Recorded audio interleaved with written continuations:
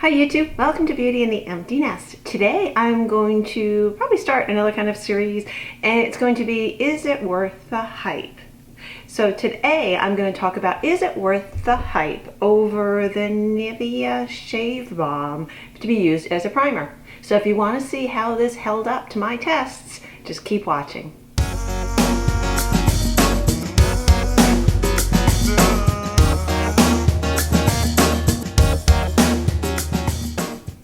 Okay, so you've probably heard some of the hype on YouTube about using this Nivea shave cream, and I think it started with Nikki tutorials, if I'm correct, and it's just been growing like everything else always does on our wonderful channels.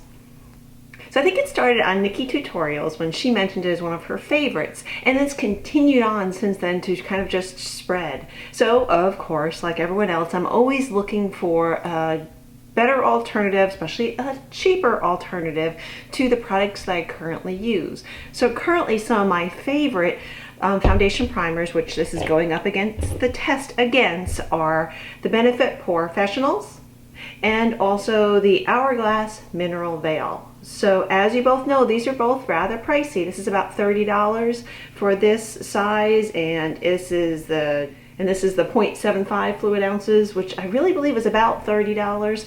And then this is the little travel size of the mineral veil, which was about $19. Now, even though this looks really small, this has lasted me forever, and I still have a little bit left there. And you kind of have to scrape it out from the sides with this, so it actually is very easy to be able to keep using this. So this was about $19. The full size one's like $50 or $60. But honestly, I don't think, because you use so little of it, for me personally, it would go bad before I finished it up. So anyway, these are the two primers that this is going up the test against. I'm also going to be using two different foundations, and one of them is a powder foundation, and I have the Laura Mercier. This is the Smooth Finish Foundation Powder. So it looks like this, and actually very much like this powder here. And then I think it came with a little, little sponge underneath. Of course, I haven't really been using that sponge. So this color is an 07, and the Laura Mercier Smooth Finish Fluid Foundation.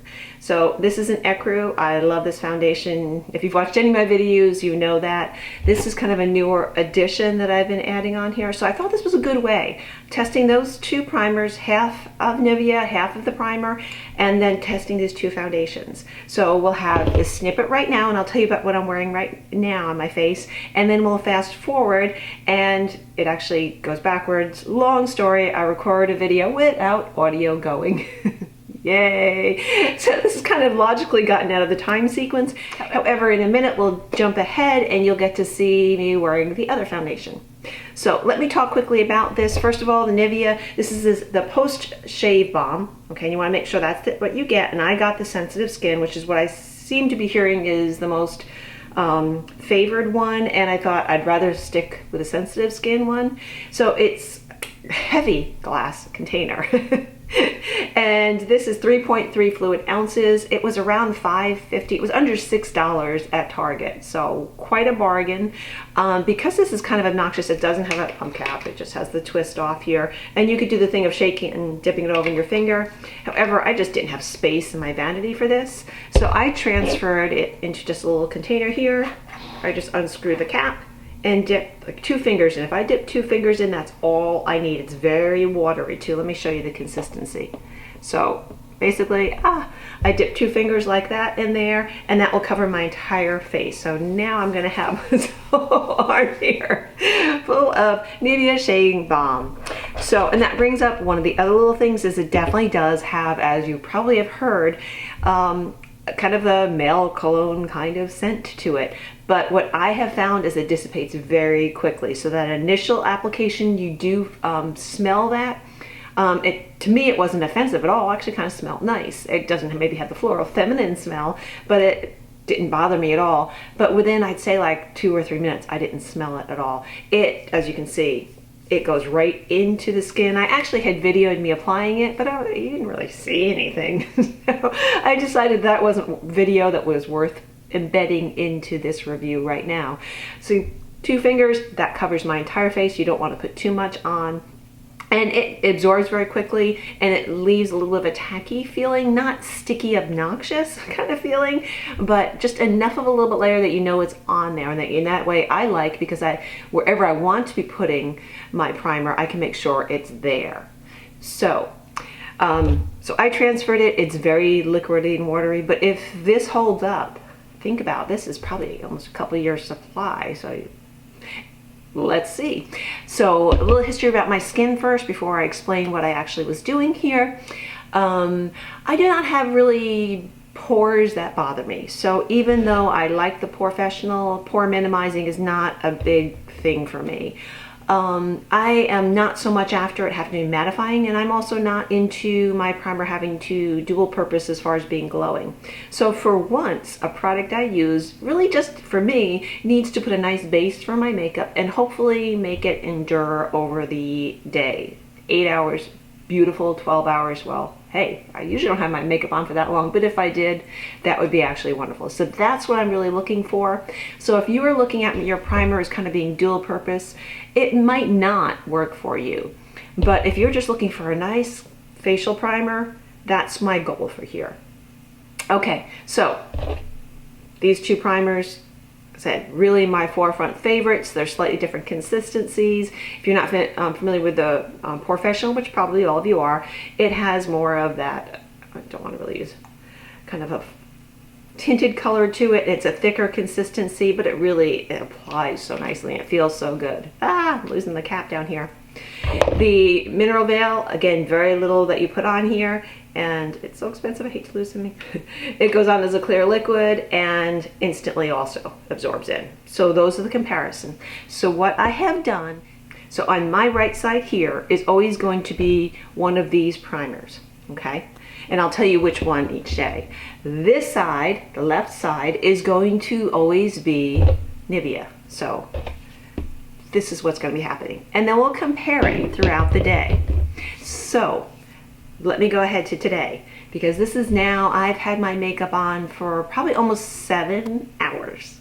So I just did reapply my lipstick though. MAC Twig, really, I love that lipstick. So anyway, I reapplied my lipstick, but I don't usually worry about the primer on my lips there. So everything else has been on, yeah, it's been about 7 hours.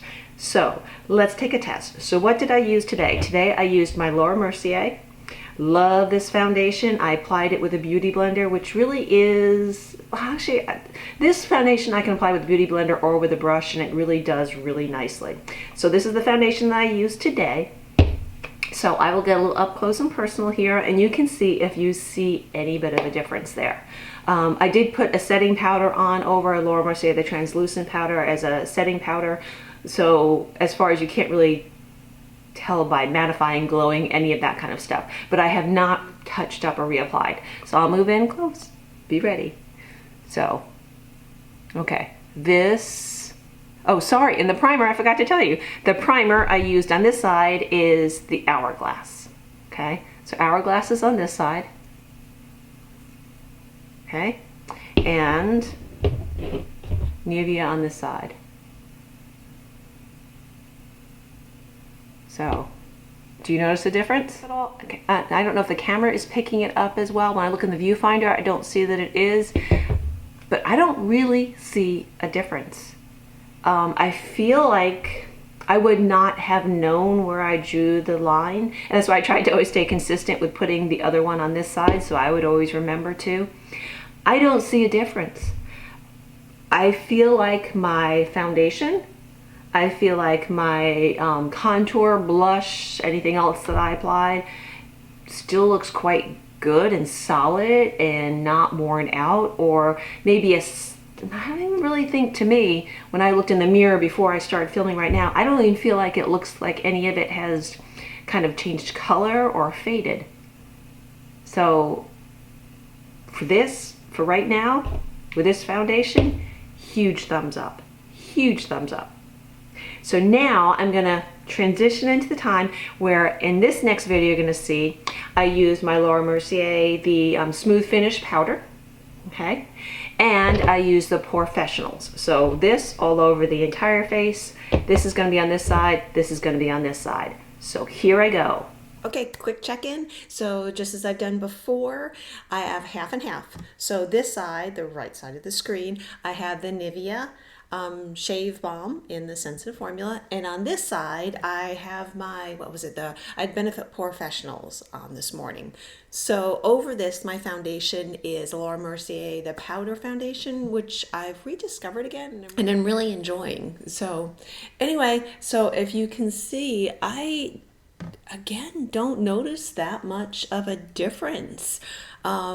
Just as I've said before, fortunately, I don't have pores that I really have to deal with trying to minimize. I just always like Professionals as a primer, and I really am not trying to mattify or anything, but as far as, and I've had this makeup on about 6 hours. So by now, I think you'd start seeing some of it kind of fading a little bit. But just as I said, I don't see much of a difference between the two sides. I don't know. Well, I'll check. Okay, so I'm catching back up now.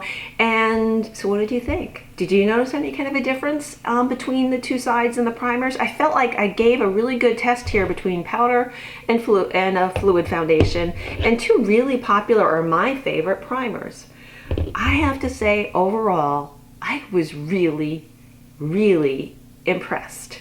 Really impressed. So much that even though I'm starting to get to the end of this and also this primer, I don't think I'm going to repurchase.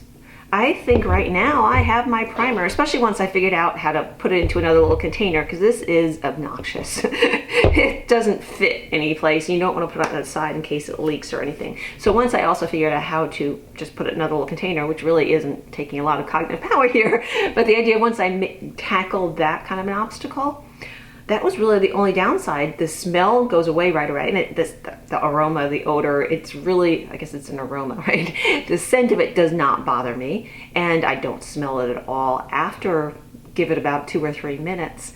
And I feel like it really has kept my foundation on really nicely, and then anything I put on top of there. Some of my typical trouble areas are around the nose that it wears off there. Now granted, I haven't been sneezing, I haven't been wiping my nose, so I didn't wear sunglasses. That's another thing, sometimes wearing sunglasses up in this area. I can't say I was excessively leaning. I do lean a little bit when I'm working. I do this more, but I wasn't doing it excessively today at all.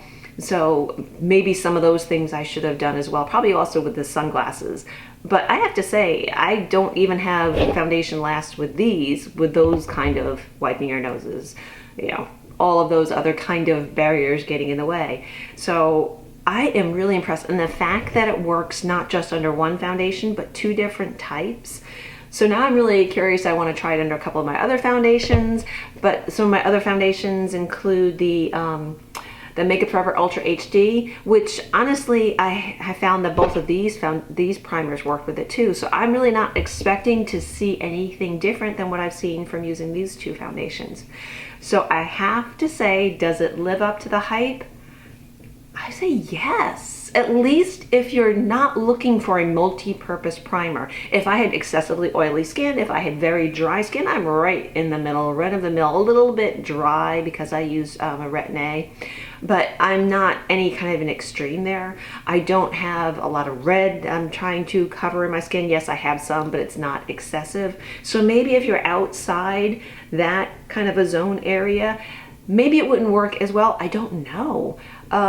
But I have to say, if you are right down the middle of the road type of skin, not really excessive pores, you're trying to shrink, this could be a great, very inexpensive alternative. And I have to say, thank you to Nikki Tutorials, who I believe, please correct me if I'm wrong, started sharing how this was a wonderful primer. So share your thoughts and your comments. Also, please give this a thumbs up if you like this whole kind of series. Is it worth the hype? Also, please subscribe. I really love hearing these kind of conversations go on. And also, if you subscribe, then the minute I upload a video, I am not really on a full set schedule yet, because when I find something, I just want to get it uploaded. especially if it's a timely content like this. So I can't say always check your subscriptions because I upload when I kind of upload. So another great reason to subscribe, thumbs up, subscribe, all those things. Anyway, too much of a digression here.